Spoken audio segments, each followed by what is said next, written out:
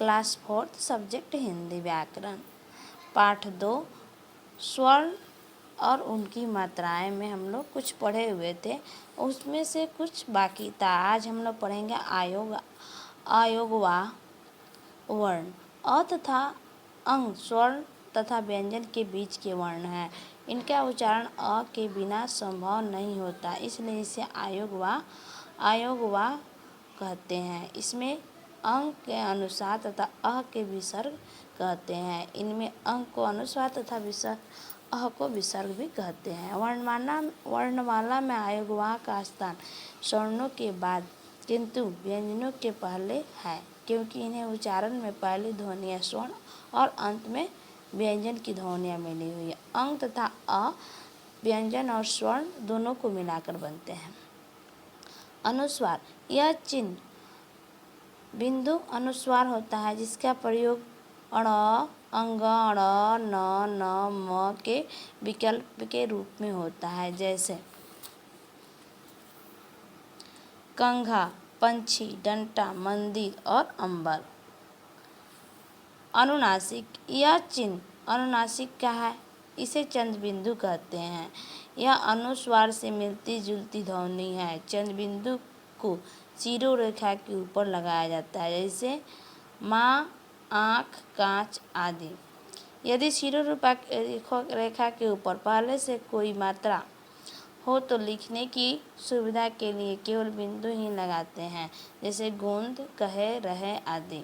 विसर्ग, यह चिन्ह विसर्ग का है, इसे व्यंजन के बाद लगाया जाता है, जैसे छ, अतः, प्रातः आदि। अक्षर, अक्षर भाषा की वह दूसरी छोटी इकाई है जो एक या एक से अधिक वर्णों से मिलकर बनती है। आपने देखा कि मूल व्यंजनों को लिखा तो जा सकता है, लेकिन स्वतंत्र रूप से बोला नहीं जा सकता।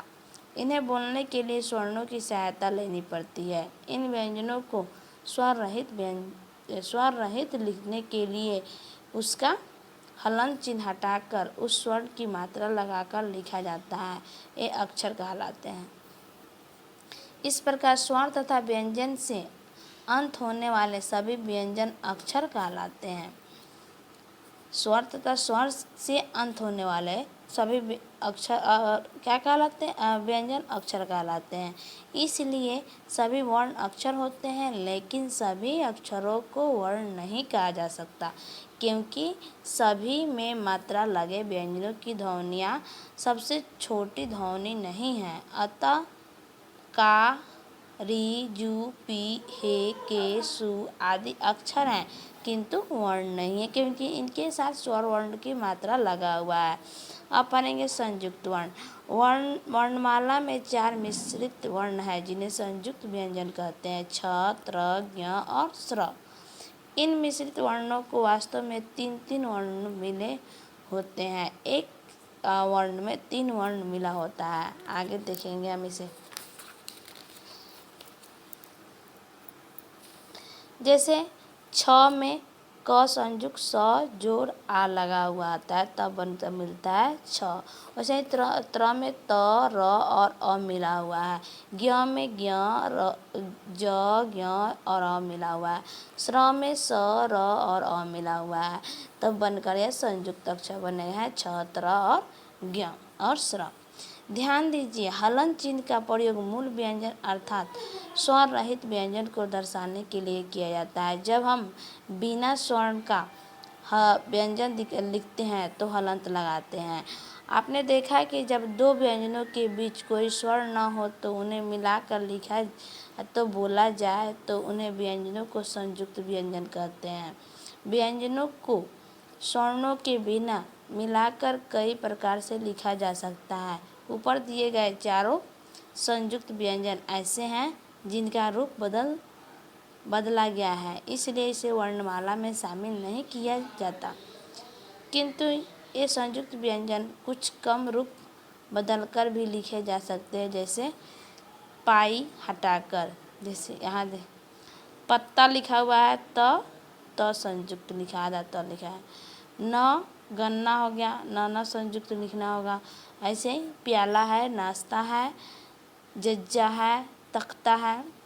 घुंडी हटाकर यहाँ क के साथ घुंडी हटाना, फ के साथ घुंडी हटा, हलंत हटाकर यहाँ दिखाई दे पाठ्य और गंदा भी ऐसे लिखा गया है।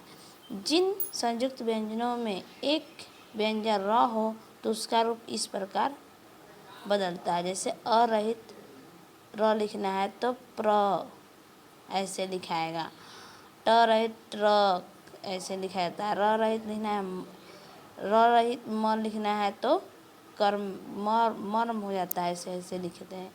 इसको पादेन पद कहते हैं। पादेन या हलंत है या इसको रेप कहा जाता है। यहाँ र का कई रूप बदल रहा है, एक पदेन में, एक हलंत में और एक रेप में। आगत ध्वनियाँ औ ज तथा फ आगत ध्वनियाँ हैं। ये ध्वनियाँ हिंदी भाषा में विदेशी भाषा के शब्दों के साथ साथ अपना ली गई है। अ यह अंग्रेजी तथा अन्य यूरोपीय भाषाओं से आई ध्वनि है। इनका उच्चारण आ तथा ओ के बीच होता है। इसका चिन्ह अ, इसे अर्धचंद्र भी कहते हैं। इसके उच्चारण है कॉलेज, बॉल, डॉक्टर, टॉफी आदि उदाहरण है। ज और फ ये फारसी भाषा से आई ध्वनियाँ हैं। इसका उच्चारण क्रमशः ज तथा फ से थोड़ा भिन्न होता है। इनका चिन्ह है यह है और इसे नुक्ता कहते हैं। यह अक्षरों के नीचे लगाया जाता है। इसके उदाहरण है जैसे फसल, लिफाफा, फौजी, जमीन आदि। शब्द के बारे में हम नेक्स्ट वीडियो में पढ़ेंगे। आज के लिए इतना ही। Thank you.